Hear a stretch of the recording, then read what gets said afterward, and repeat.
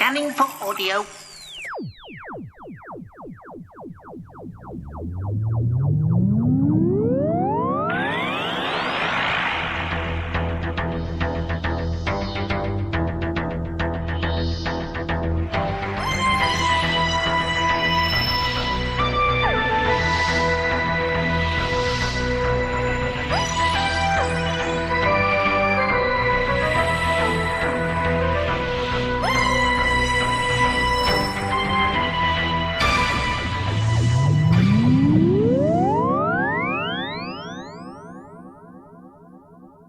Welcome to another Tin Dog podcast, and this time I'll be talking about the face of evil, but before I do, I need to tell you about a bit of feedback I received. Now I know I don't normally talk about feedback, but this one was quite important. You see, one of my listeners was listening to the Blake 7 audio review, and that's perfectly fine and acceptable, you know, listening to this show. But they were also at the Big Finish weekend. And he assumed, like me, that at the end of Blake 7, one of the series, the alien fleet from another universe that was supposed to turn up with the Daleks. Now he asked this to everyone at Big Finish, but also people who'd been in the original show. This has been put down as completely a fan myth, something that we've all believed over the years, but actually isn't true. Terry Nation didn't want the Daleks to turn up, and the story unfolded exactly, or mostly, as it originally intended. It's interesting that we've all stretched our imaginations to incorporate the Daleks into this universe. And I, for one, well, let's just leave the dream, shall we? Then go with it. But that's not important. What is important is this time I'll be talking about The Face of Evil, a DVD due out last month. Outcast of the tribe of Sevateem, begone from us. Spawn of the Evil One, return to your master. It seems I have been here before. That's the Evil One. Is it? I must have made quite an impression. After the departure of Sarah Jane Smith and the solo adventure that was The Deadly Assassin, we find our intrepid Fourth Doctor on a surprisingly well-realised jungle world in The Face of Evil. On one level, it's the tale of a mad god with the face of the Doctor and the descendants of a troubled expedition team. While on another level, it's a commentary on the very nature of power and the dangers of forgetting your own history. As a whole, classic Doctor Who stories are often perceived wrongly, as you know, as having shoddy special effects and badly constructed sets. Yet this story is remembered as having one of the most striking visual images in the history of the show. A gigantic stone edifice of Tom Baker. Picture a lonesome Mount Rushmore, but with more ego and a BBC budget. It dominates a wonderfully realised landscape, while the actor himself shines through every scene with a performance just as large as the stone edifice.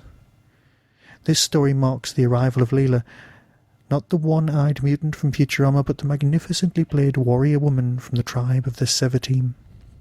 The original concept behind Leela seemed to have been twofold. The first, and most obvious, was to get away from the idea of companion as portrayed by Liz Sladen, and secondly was to give the Doctor a Henry Higgins/teacher relationship with his companion.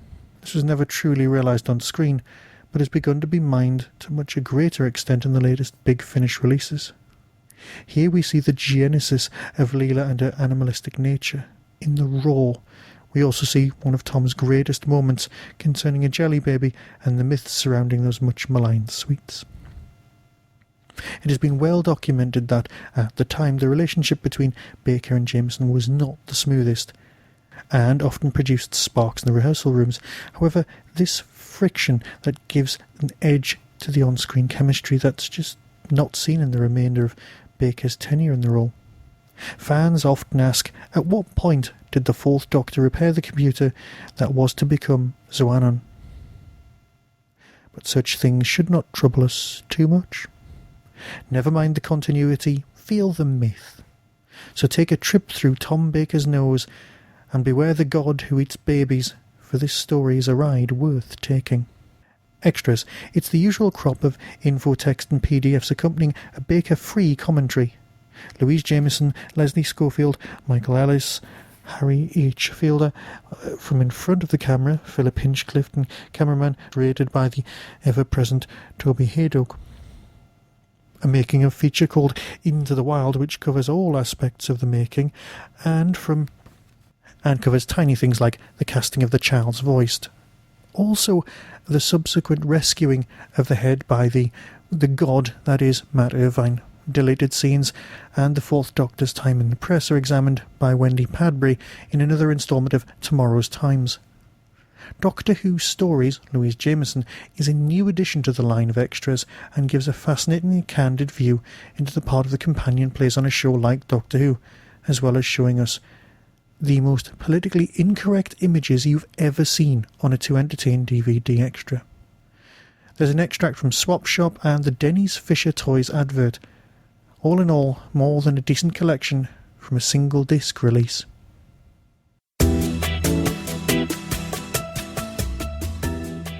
The Tin Dog Podcast is proud to announce a wonderful competition.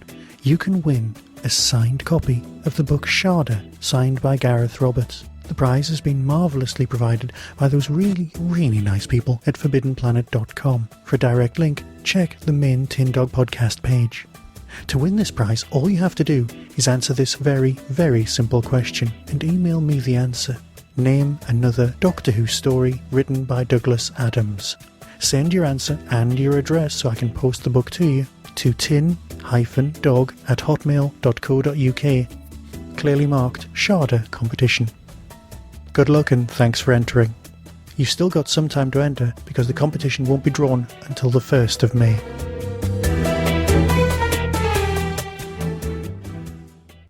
And so I'll fade away. So until next time, be seeing you.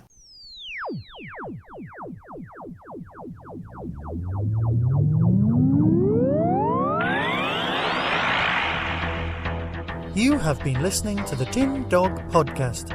Doctor Who and its associated shows are all trademark of the BBC.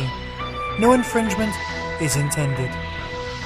Contact us at tin-dog@hotmail.co.uk.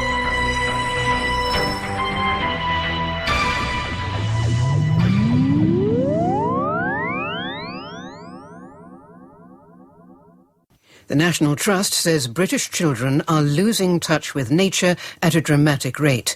It's come up with proposals to tackle what it calls the nature deficit disorder, affecting the health and education of people. The charity says that compared with the 1970s, children don't venture as far from their homes, don't climb as many trees, and are more likely to recognise a Dalek than a magpie.